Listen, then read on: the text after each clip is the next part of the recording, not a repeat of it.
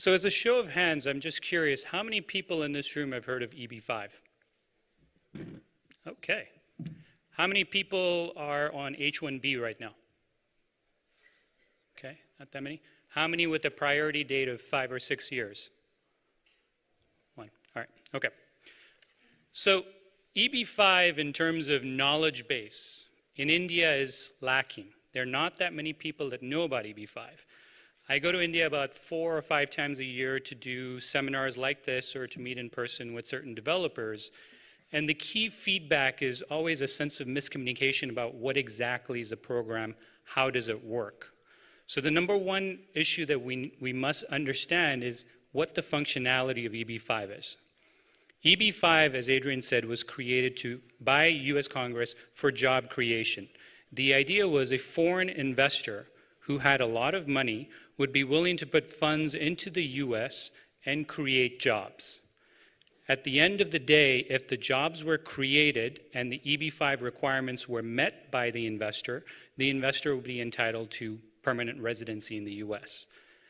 The minimum investment amount has been $500,000 for a long time. There are discussions right now over the last year to increase the minimum investment amount from $500,000 to possibly $800,000. So these are some of the contentious issues that Congress is dealing with. But from a legal standpoint, the functionality of the program remains the same. So let's talk about some of the two big requirements.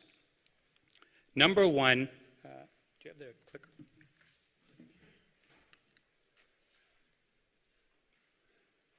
Okay. All right. So number one, investors make an at-risk investment into a new commercial enterprise. Now, kind of going back into what Adrian had mentioned, the difference between the regional center and the direct EB5, you have to understand that when the investor puts the money into the project, the argument is that this money must be at risk. Now, this is a particular concern that I always have with Indians when I meet them during my several meetings. The requirement of at risk, what exactly that means, right? So this basically means that if you put your money in the project, there is some possibility that at the end of your immigration process, you may not get the full $500,000 back, right? You're investing in a business, you're investing in the stock market. It's the same concept. You may make money, you may lose money. But as long as you create the jobs and you meet the other requirements, you will get permanent residency, right? The second thing in terms of the job creation is this creation of at least 10 jobs. So as Adrian pointed out, the differences between the regional center model and the direct EB5 model, understand that in a direct EB5, where we're spending a little bit more of our time today, you have to create W-2 jobs. So if you're opening a restaurant and you're going to have a manager of the restaurant, you're going to have servers, you're going to have a bartender, those are all going to count towards the direct 10 jobs. These individuals have to work at least 35 hours per week. If you're investing in a regional center project, which typically is real estate driven, we're going to do the direct and induced jobs that Adrian had mentioned. So those two types of differences are permanent, they're important to consider. Now, here are the 3 steps in EB5. The first step, the project basically puts together all the documentation. So the investor, when they're looking at the project, they have to come up with 2 sound issues. Number one, what is the source of my money? All right, in India, there is a lot of money, and especially politically, you're all aware what's going on in India right now with the 500 rupee note and the 1,000 rupee note. It's created a lot of headaches for many people, but it's that issue of black money. So what the US government does not want is 5 lakh US coming into the country and it's black. They want it to be white money. They want it to be money that's been sourced. So this initial first application, the I-526, you're proving 2 things. Number one, who is the investor? What is the investor's background? And how did the investor make that 5 lakhs? And more importantly, how did that 5 lakhs come into the US and enter the project? That's the first part of this I-526 application. The second part of the I-526 application is, what is the project you're investing in? Why is the project credible? And how is the project going to create the necessary jobs? So you're presenting a business plan, you're presenting fundamental economics of the project, you're showing a pro forma, and you're going to make all of this attestation to USCIS that, hey, I'm putting 5 lakh US into that restaurant, it's going to be on such and such avenue, and it's going to create these many jobs. Here is the pro forma of exactly how it's going to function. I'm going to put 200,000 into construction, I'm going to put some money into furniture fixtures, maybe 100,000. I'm going to put 100,000 into staffing. You break it down in that format. So most people who are entrepreneurial have an understanding of how the business works. The next part, and this is the important thing of the counselor adjustment process. As of today, that initial application, the 526, is taking around 16 months.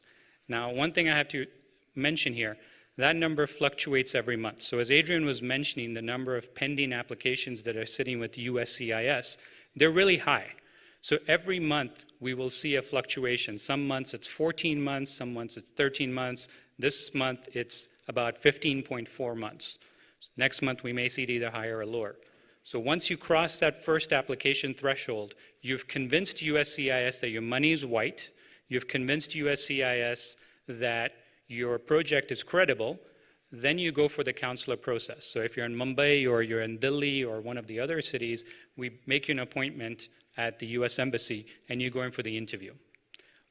It's kind of similar to what many of the attendees have done when they went for the B1, B2 visa, except it's a lot more intense. So they're really going to ask you a lot more questions. Once you cross that application, you get a stamp in your passport. Then you have 6 months to travel into the US. The minute you enter the US and you cross Customs and Border Patrol, you become a conditional permanent resident. This means you get a 2-year green card. The 2-year green card is the same as a 10-year green card. The only difference is 2 years versus 10 years, but you can live here, you can work here, and most importantly, you have to pay taxes, right? So it's really important. The US government wants to get paid its taxes. At the end of that 2-year period, we're going to go back again for your final application. It's called the I-829 application. At this step, you're going to tell USCIS everything you told them at the first step in I-526. Here's proof it happened. 5 lakh US was invested. Jobs were created. You remained a resident of the United States. You paid your taxes, and you did not violate any laws. Assuming you meet that requirement, you get issued a permanent 10-year green card. After that period, wait another 2 or 3 years. If you meet the residency test, then you can apply for citizenship. That's generally the process. Now, in terms of whether we're looking at the analysis and saying, okay, which is a better way to go? Should I go an L1 or should I go an H1B? At the end of the day, this is the simplest process to go through, simplest in the sense of you're investing money. Obviously, it's going to take a lot of time to do due diligence, but at the end of the day, it's faster than a lot of the other processes. On the other hand, it's expensive. It's 5 lakh US you're putting in, you may or may not get it back. All right, so I talked a little bit about the general burden of the 526. One thing we have to be sure about, many people think, okay, I can run a business in India, I can run a business in Ahmedabad or in Chennai or in Chandigarh, and therefore I can do it here. We have to be really sort of conscious that at the end of the day, when you're running a business in the US, there are a lot of different requirements. If you don't meet those requirements, your application could be in jeopardy. And this is a constant issue that I face when I meet with some of my Indian clients in India, because the level of due diligence, they're always worried because they're looking at some of the regional center projects and they say, well, page 98 says, I may lose my money. Yes, you may lose your money. But if you handle the project yourself, you don't make the requirements, you will definitely lose your money, you're not going to create the jobs, and you won't get the green card. So those are things that people have to be very conscious about. We also talked about the general burden at the 829 stage. You have to prove that the jobs were created. You have to prove that you complied with I-9 requirements under the US laws. And you have to prove that at the end of the day, you were a good permanent resident of the United States. If you make all of those attestations and they're all provable, then you get your permanent green card. Now, let's talk about what sort of source you need for the 5 lakh US.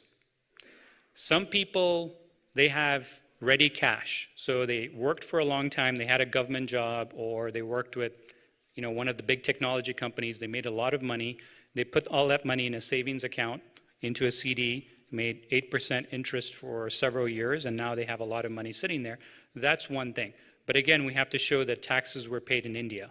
Because if you didn't show and demonstrate that you were a good citizen in India, the US government's going to worry whether you're going to be a good citizen here in the US, right? So we have to prove that it's white money, tax-paid money, and we're going to show all that documentation. So for all intents and purposes, we're going back 7 years to gather all the information. The second thing, it can be a gift. You have from the grandfather or from the parent gifting to the child. We go back and then we source the parent's money or the uncle's money or the grandfather's money to make sure that that money, again, is white. So the concept of white money becomes really important here. It could be a loan. Some people take loans in order to fulfill the EB5. So to get that money, they put an asset, such as their house, up for collateral, and then they're able to get enough money from the bank, and then they use it for EB5. Now, of course, if you're taking a loan in India at 15%, probably not a good investment because that's a really expensive loan. So definitely something to consider. Sale of property, very, very important part. Now, Adrian talked a lot about China. India has the same thing. In China, a lot of people became millionaires overnight because they had property that was just, inflated value.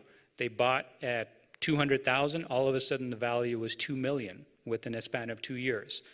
Overnight, they had that money, and then they were able to use that and leverage it for EB5 purposes. Same thing happens in India. Now, here's a big problem that happens with the black. If we're going to sell the property, what happens? You're going to sell it for 5 crores. You're going to take 2 crores white, 3 crores cash. That becomes a problem. How do we prove the 3 crore in cash? Right? So those are some of the symptoms that we have to be able to prove again. And then sale of stocks. So a lot of people, if they've invested in the stock market and they have the money, as long as we can show how they purchased the stocks initially, we will have sufficient information there. Now, why are we making this presentation? So number one, I'm privileged to be a guest here, and I owe it to Satishji for inviting me to come here. But one thing that's lacking in India is this level of awareness, which I mentioned at the start of this presentation.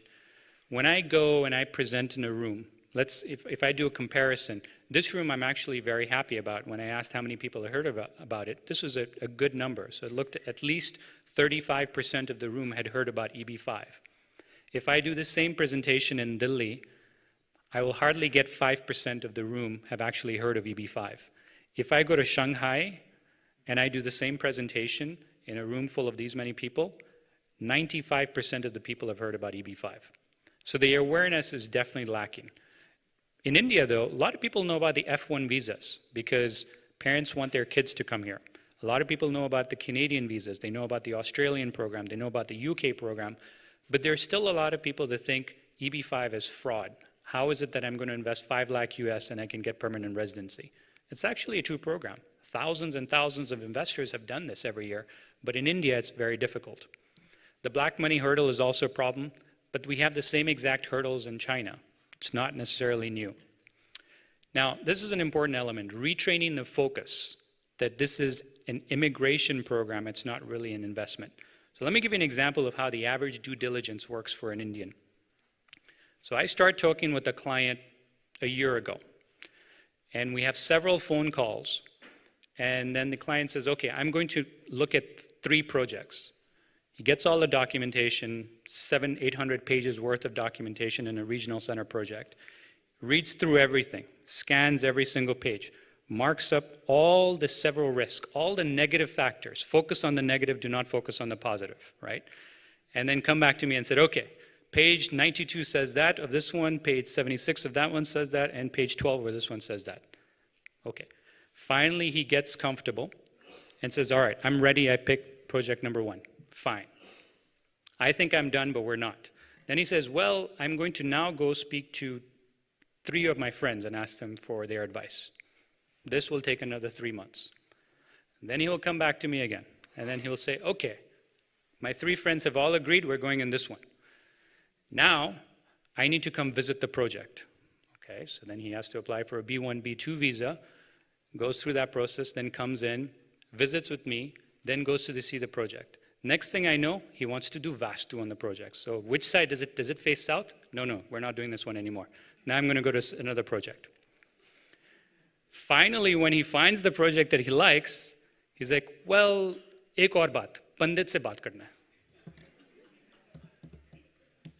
Pandit ne kya kaha? 6 mahine roko. Right? So in this way, we start for a year and a half, the investor doesn't make. It's a risk-averse methodology. Now, it's not that the Chinese investors are risk lovers, but they just have a lot more familiarity with it. And so the idea of pulling that plug and making a decision takes a long time. But it's the concept of why it's important to do it, because if you're going to send your children to come to the US, and they're going to study here, and they're going to jump from an F1 visa, and then they're going to get an OPT. From OPT, they're going to get an H1, if they even make the H1 lottery. And then they're going to be in the priority date for 6, 7, 8, 9, 10 years. They're going to jump through many hurdles. EB5 will help expedite that. EB5 will get you past all of that and then get you into a better school. So those are some of the important things. But that's an issue that we need to be careful about, of how long it takes. And then, at the end of the day, some people wonder, well, program. Now, one of the biggest risks is that there's a possible increase in the minimum investment amount. It's been 500,000 since 1990. It has to increase. So a lot of people are saying, well, now it's becoming 800,000. That's too much. RBI restriction of 250,000 is going to be too much. How are we going to meet that? There are a lot of hurdles, but in China, the hurdle of actually getting your money out is 50,000 US per person per fiscal year. In India, it's 250. If you can do it in China, you can do it legally, of course. You can do it in India as well. You just have to comply, meet with tax attorneys. I met someone from Fox Mendel here today, very renowned firm. Groups like that can definitely help you to help with your assets in India, park your funds appropriately, and then assist you in the accounting front and getting your money out. So it obviously all has to be legal. But at the end of the day, is this worth it? It's definitely worth it.